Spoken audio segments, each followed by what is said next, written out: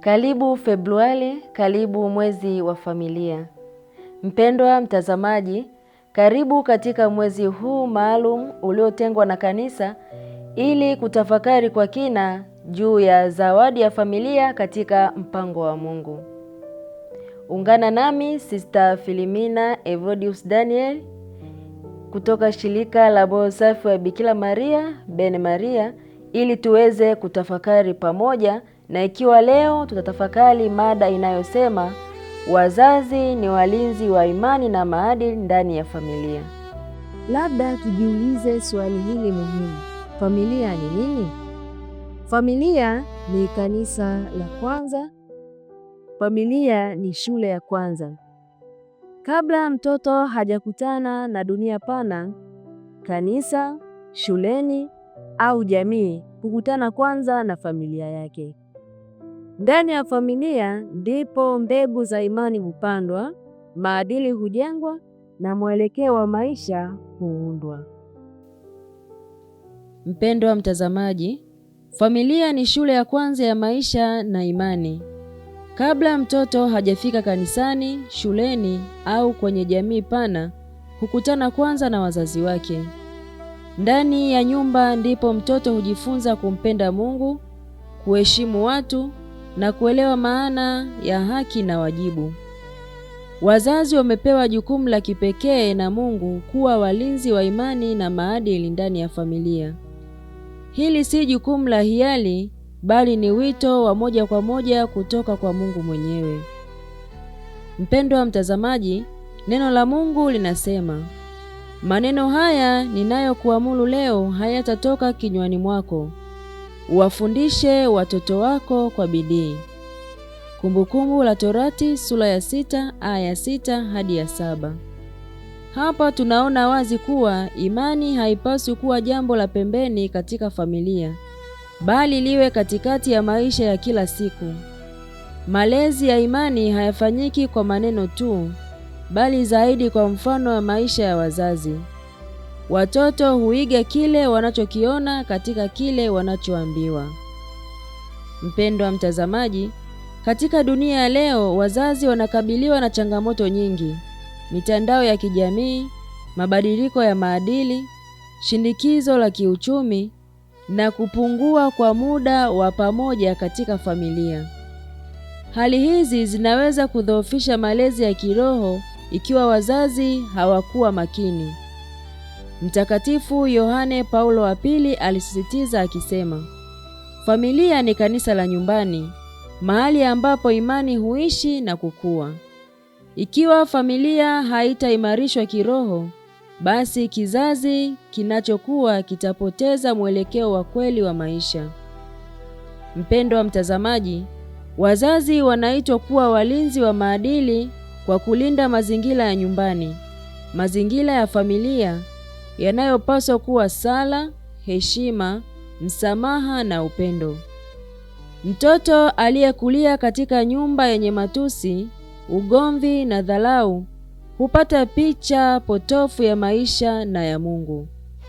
Lakini mtoto aliyekulia katika nyumba yenye sala, mazungumzo ya upole na mfano wa msamaha hukua akiwa na msingi imara wa kiroho na kimaadili. Mpendwa mtazamaji, Mtakatifu Monika, mama wa Mtakatifu Agustino, anatufundisha nguvu ya wazazi wanaomtegemea Mungu. Kwa miaka mingi alilia na kusali kwa ajili ya mwanaye aliyepotea kimaadili. Hatimaye kupitia uvumilivu na sala yake, Agustino alibadilika na kuwa mmoja wa watakatifu wakubwa wa kanisa.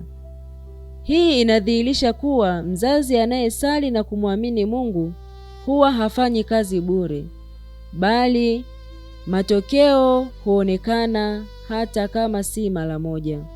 Pendwa mtazamaji, wazazi pia wameitwa kuwa walinzi wa maadili kwa kufundisha watoto thamani ya utu wa kibinadamu, kazi, uaminifu na heshima kwa wengine.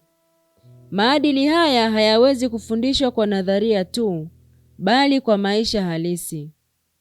Mtoto anapomwona mzazi wake akiwa mwaminifu, mnyenyekevu na mwenye hofu ya Mungu, anajifunza kimya kimya maana ya kuwa mtu mwema. Kama asemavyo Mtakatifu Fransisko wa Asizi, hubiri Injili kwa matendo wakati wote, ikibidi tumia maneno. Mpendwa mtazamaji, katika familia ya Kikristo wazazi wanapaswa kuwa walinzi wa sala. Sala ya familia ni ngao kubwa dhidi ya majaribu na machafuko ya dunia. Sala huunganisha mioyo, huleta amani na humweka Mungu katikati ya maisha ya wanafamilia. Pale wazazi wanapoongoza sala kwa mfano, watoto hujifunza kuwa Mungu si mgeni, bali ni Baba wa karibu anayesikiliza. Mpendwa mtazamaji, wazazi wanapaswa kutambua kuwa hawako peke yao katika jukumu hili.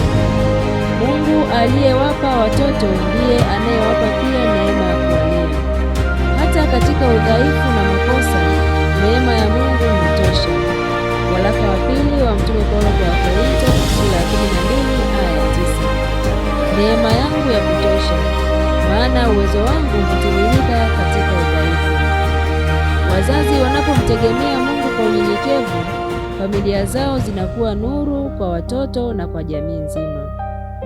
Mungu awabariki sana wazazi, awajalie neema ya kuwalea na kutekeleza wajibu wao. Ndugu mpendwa, sisi kama wazazi na walezi tunaalikwa kutambua kuwa hatuko peke yetu. Katika jukumu hili la malezi, Mungu aliyetupatia watoto kama zawadi ndiye atakayetupatia neema ya kuwasaidia watoto hao katika malezi. Hata katika udhaifu na makosa yetu, neema ya Mungu bado iko upande wetu. Waraka wa pili wa Mtume Paulo kwa Wakorintho sura ya 12 aya ya 9. Neema yangu ya kutosha, maana uwezo wangu hutimilika katika udhaifu.